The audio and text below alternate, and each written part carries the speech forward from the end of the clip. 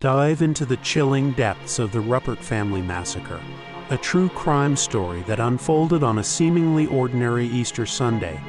This documentary explores the darkness that consumed James Ruppert, leading to an unspeakable act of violence.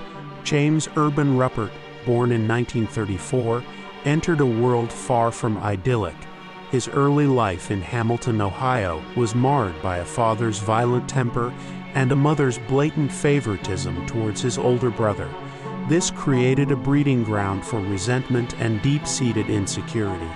Charity, his mother, openly lamented wanting a daughter instead of James. This rejection, coupled with constant comparisons to his superior brother Leonard Jr., chipped away at his self-worth. He became a withdrawn, isolated child, starved for affection and validation. James grew up as a lonely and neglected child, suffering from a severe feather allergy caused by his father's insistence on keeping chickens. His parents showed little concern for his health. After his father died of tuberculosis when James was 12, his older brother took over the household and bullied him relentlessly. Isolated and unsupported, James struggled in school and endured constant abuse at home and at school. At 16, overwhelmed by despair, he attempted suicide but failed. This marked a turning point, as James gave up on trying to improve his life, accepting his role as the inferior son. In college, he remained isolated, resenting his mother and brother, especially as his brother thrived with their mother's full support. Eventually, James dropped out of college, his resentment and hatred only deepening over time. James's hatred for his brother and mother festered.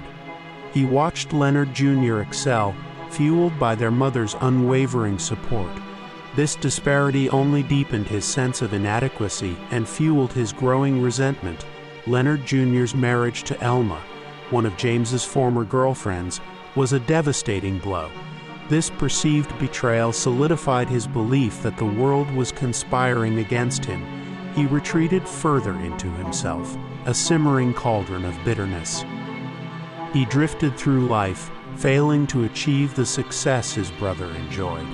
Unemployed and dependent on his mother and brother, he was a constant reminder of his own perceived failures. This dependence only amplified his feelings of worthlessness. Meanwhile, Leonard Jr. thrived, securing a job at General Electric and buying a house in Fairfield. He built a life with Elma and their 8 children, a stark contrast to James's stagnant existence. This disparity fueled his growing rage. James found solace in guns and alcohol. He amassed a collection of firearms, spending hours at the shooting range. Drinking became a means of numbing the pain and escaping the toxic environment he inhabited. While purchasing ammunition, James inquired about silencers. This seemingly innocuous question hinted at the darkness brewing within him. It was a chilling precursor to the horrors that were about to unfold. On his 41st birthday, James was seen shooting cans by the Great Miami River.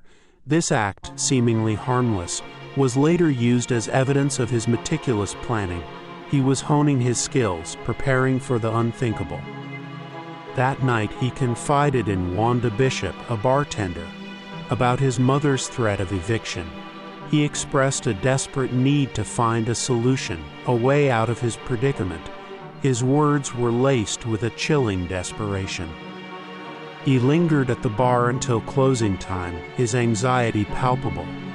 When Wanda asked if he had resolved his problem, he replied with a haunting, "No, not yet." The stage was set for a tragedy of unimaginable proportions. The next morning, Easter Sunday, Leonard Jr. and his family gathered at Charity's house for dinner. As the children hunted for Easter eggs, James nursed a hangover, oblivious to the joyous scene unfolding around him. Later that afternoon, as the family celebrated, James retrieved his weapons. He initially claimed he was going to the shooting range, but a seemingly innocuous comment from his brother triggered a catastrophic chain of events. At 6 p.m., James unleashed his fury. In a matter of minutes, he murdered his mother, brother, sister-in-law, and 5 of their children. The kitchen became a scene of unimaginable carnage, a testament to his unbridled rage. He then moved to the living room, where he executed his remaining nieces and nephews. The air was thick with the stench of gunpowder and the chilling silence of death. His rampage was swift, brutal, and utterly devoid of remorse. After the initial shooting, he methodically ensured that each victim was dead. He fired additional shots, silencing any remaining signs of life. The house became a tomb filled with the lifeless bodies of his family. For 3 agonizing hours, James sat among the corpses, contemplating suicide. However, he ultimately decided against it. Fearing the consequences of committing a mortal sin, he was trapped in a macabre tableau of his own making. Finally, he called 911, calmly reporting the massacre.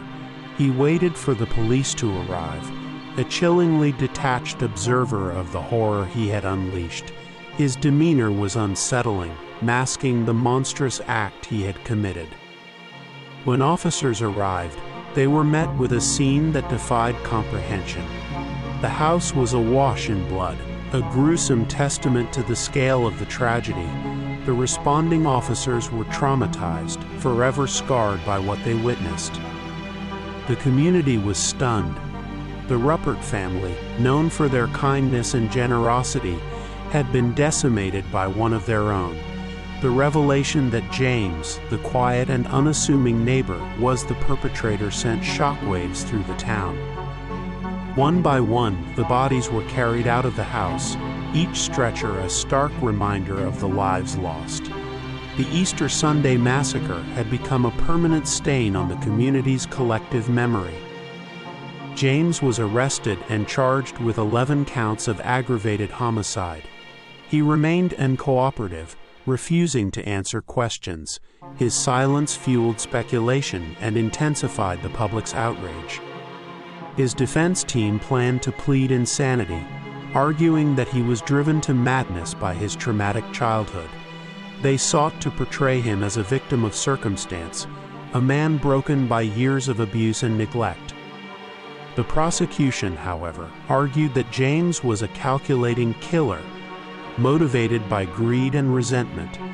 They presented evidence of his meticulous planning, highlighting his inquiry about silencers and his practice at the shooting range.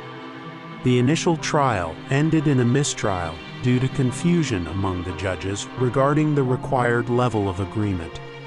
This setback prolonged the legal battle and deepened the community's sense of unease. A second trial was held where the prosecution presented a compelling case against James. They argued that he had carefully plotted the murders, timing them to coincide with the ringing of church bells to mask the sound of gunfire. The jury ultimately rejected the insanity plea and found James guilty on all counts. He was sentenced to 11 consecutive life sentences, a punishment that reflected the magnitude of his crimes. Years later, an appeals court granted him another trial, where his defense team successfully convinced the jury of his insanity.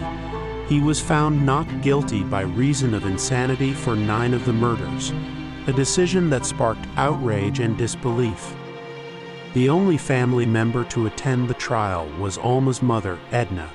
She blamed James for 13 deaths, including her husband, who took his own life after the massacre, and a juror who died of a heart attack during the trial.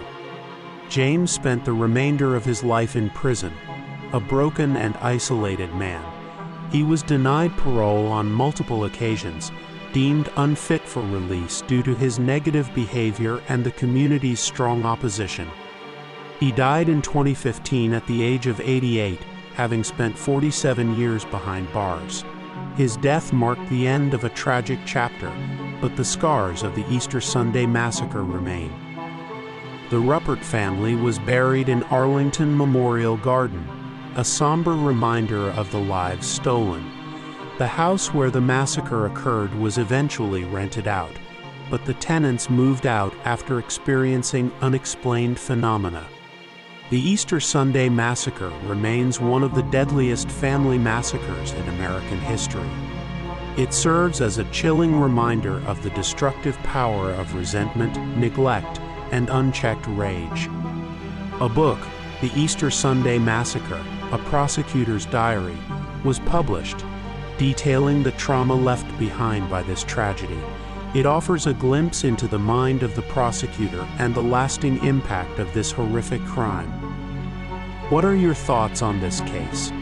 Do you believe James Ruppert was truly insane, or was he a calculating killer who manipulated the system? Share your opinions in the comments below.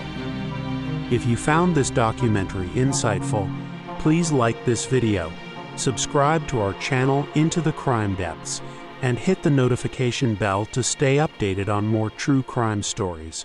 Your support helps us bring these important narratives to light.